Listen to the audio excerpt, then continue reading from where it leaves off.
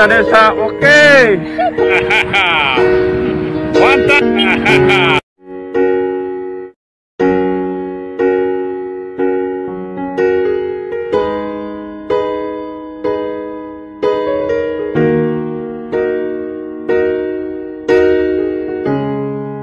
Pemerintah desa oke, campakan imunisasi lengkap. 2022 nih kami berkaitan pilkades Bapak Ibu BPD, cara aturan yang punya kerja yang punya gawe itu Bapak Ibu BPD, yang menyelenggarakan itu Bapak Ibu BPD. Cuma teknis pelaksanaannya Pansel yang melaksanakan. Cuma istilahnya rumahnya itu pilkades itu adalah BPD. Jadi dari 183 desa, salah satu desanya desa kita masuk Bapak Ibu, masuk di pilkades gelombang serentak, gelombang pertama di tahun 2022. Kenapa kami bilang masuk dan positif jadi? Karena anggaran dari APBD untuk pilkades sudah disiapkan oleh pemerintah daerah dengan nilai paling kecil sekitar 12 juta, yang paling tinggi sekitar 16 juta. Nah, kegunaan yang dari APBD yang pertama untuk honor panitia pelaksana pilkades. Honor panitia sudah di-cover dari PBD. Iya, selama 4 bulan. Yang kedua, gunanya untuk suara-suara. Yang ketiga, bilik suara, kotak suara. Yang keempat, gunanya untuk alat coblos, kemudian alat bantalan, dan juga sampai ke untuk tinta. Nah, kita untuk ini kita itu menyiapkan dari itu. Kemudian dari desa juga harus menyiapkan dana pendampingan ya Pak. Ya, nah, dana dampingan ya, karena dirasa dari kabupaten itu belum mengcover untuk hari H ya. Nominalnya nanti masih disusun rapnya oleh Pak Parmi selaku kasih pengelolaan dan keuangan aset desa. Makanya karena ada BPD ini kami ingatkan supaya dimasukkan di APBD tahun depan waktu penyusunan SKP dimasukkan untuk pilkades. Kisarannya sekitar 10 juta yang dari desa APBD ya. Dari dana desa itu ini lebih ke progres. Tambah prosesnya. Kegunaannya itu apa aja untuk yang dari APBD itu? Yang pertama itu hari H untuk makan minum, mungkin untuk tenda, sewa kursi, meja, kayak gitu kan. Kemudian juga untuk makan minum, kemudian untuk ngurus mungkin ada yang ngepam, ada polisi ngepam, kawan-kawan di emas ya ngepam, mungkin dari malam mereka ngepam ya untuk itu, makan minum, untuk rokok dan untuk mungkin insentif ke Linmas yang dari situ ya. Nah diminta nanti. Nah tahapannya Bapak Ibu, setelah perbuk diteken Bupati, kami akan roadshow ke seluruh kecamatan, dengan tim kabupaten, salah satunya rombongan dari kabupaten, Pak Bupati itu langsung turun juga, unsur Forkopinda ya, Pak Kajari, Pak Kapolres, bersama-sama nanti melakukan sosialisasi, dan kami juga melakukan bimbingan teknis terhadap panitia pelaksana pilkades, kemudian terhadap unsur BPD-nya, unsur pemerintah desanya akan kita lakukan di kecamatan, kita kumpulkan. Cuma nunggu ininya turun dulu perbuknya. Nah, perkiraan kami antara Januari dan Februari.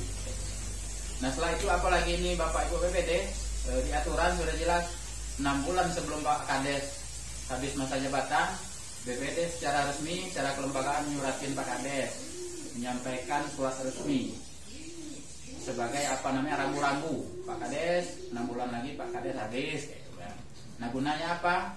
Ya supaya berkaitan dengan laporan-laporan, kemudian kebijakan-kebijakannya strategis supaya bisa sama-sama dipantau gitu kan. Kemudian selanjutnya di bulan setelah menyuratin Pak Kades, Bapak Ibu BPD melakukan musyawarah desa ya Pak ya, musyawarah desa untuk pembentukan panitia pemilihan pansel, bentuk pansel sekitar akhir Februari atau awal Maret ya Pak. BPD membentuk pansel bersama dengan pemerintahan desa dengan mekanisme mengundang unsur tokoh agama, tokoh pendidikan, tokoh perempuan gitu. Dikumpulkan, lakukan musyawarah, kemudian ya tentunya bakal calon pansel itu BPD sudah tahu siapa yang kira-kira yang akan diinikan ini kan. Nah di musyawarah itu dirapatkan, dibentuk, gitu kan, ditunjuk, di SK-kan, gitu kan, di SK-kan jumlah 7 orang. Ya, pansel itu jumlahnya 7 orang, unsurnya unsur perangkat desa boleh. Yang tidak boleh itu BPD, karena BPD sudah penyelenggara dia. Nah, salah satu unsurnya unsur perangkat desa, unsur tokoh masyarakat. Di dalam 7 orang itu boleh unsur tokoh agama, tokoh pendidikan, tokoh perempuan. Nah, cuma saran kami pansel itu paling tidak carilah salah satu atau beberapa mereka yang sudah berpengalaman di pemilu-pemilu sebelumnya, gitu kan. Kenapa harus sudah pengalaman? Nah, karena kerja itu kan mengolah data, Bapak Ibu, mengolah data DP4, DPS sampai ke DPT, kayak itu kan ada mainan komputer, IT, kayak gitu kan. Makanya cari yang sudah pengalaman, kemudian yang mampu untuk mengolah data. Nggak semuanya, salah satunya, gitu kan. Cuma harus ada juga tokoh yang bisa ditokohkan, karena pilkades ini rawan, Pak, rawan konflik, rawan ribut, gitu. Cuma kalau ada yang tuanya di situ, sehingga omongannya didengar orang, kayak gitu kan. Kalau ada apa-apa dia bisa menengahin, itu gunanya kalau ada orang tua, kayak gitu kan. Cuma kalau muda segala ribut segala tidak bisa menyelesaikan masalah, akhirnya pilkada turun kan, itu repotnya. Nah makanya peranan Bapak Ibu BPD sangat strategis di situ. Setelah dilantik apa lagi tugas Bapak Ibu BPD? Panselnya bekerja, diawasin, dibina, dibimbing. Pastikan setiap tahapan itu sudah ditentukan itu. Misalnya 1 Maret sampai 15 Maret buat apa DPS misalnya. Itu pastikan DPS itu selama 2 minggu itu misalnya harus selesai gitu. Tugas Bapak Ibu BPD ngawasi, mantau pekerjaan mereka. Nah misalnya 16 sampai 30 Maret penerimaan berkas calon misalnya dipantau. Jangan sampai lewat dari tanggal itu. Kalau udah lewat dari tanggal itu takutnya menghambat proses yang lain, gitu kan. Kemudian berkaitan dengan persyaratan Bapak Ibu, ijazahnya masih SMP, masih seperti yang dulu, ijazah SMP minimal ya, satu orang menambah nama atau sederajat. Boleh nggak pakai C? Boleh. Untuk calon kades? Iya, calon kades. Boleh nggak pakai B? Nggak boleh. Nah, kan setara. Gitu. Kemudian umurnya itu minimal 25, maksimal 60. Nah umur ini setahuan juga ini, yang minimal 25 ini. Kurang 2 minggu, kurang 3 minggu, kurang 3 hari, masalah Bapak Ibu. Tidak bisa, jangan diloloskan. Kalau memang kurang ya nggak usah. Berarti artinya dia udah tidak memenuhi syarat. Pengalaman di air besi ya Pak ini ya, dan jalannya sampai udah terpilih, digugat kawan, rupanya kurang berapa hari, batal. Nah akhirnya sampai hari ini PJ dia nggak jadi, karena digugat orang ke PT UN. Nah, memang salah itu. Nah kemudian yang paling prinsip lagi Bapak Ibu berkaitan berkas calon. Benteng kejadian Desako ya, yang seminggu yang lalu pilkades, PNS nyalon menang, di syarat itu harus ada rekomendasi gubernur. Dia bukan provinsi mungkin kan belum turun, akhirnya nggak jadi itu dilantik. Iya. Artinya dikawal benar pansel itu yang kayak gitu Pak. Misalnya tidak cukup syarat satu nih, itu saya loloskan walaupun keluarga kita sangat gitu daripada merepotkan nanti. Kalau misalnya kita di sini kan dari bupati. Nah makanya dari awal sudah kita sosialisasikan 6 bulan sebelum pilkades ya. Syaratnya ini, tahapannya ini.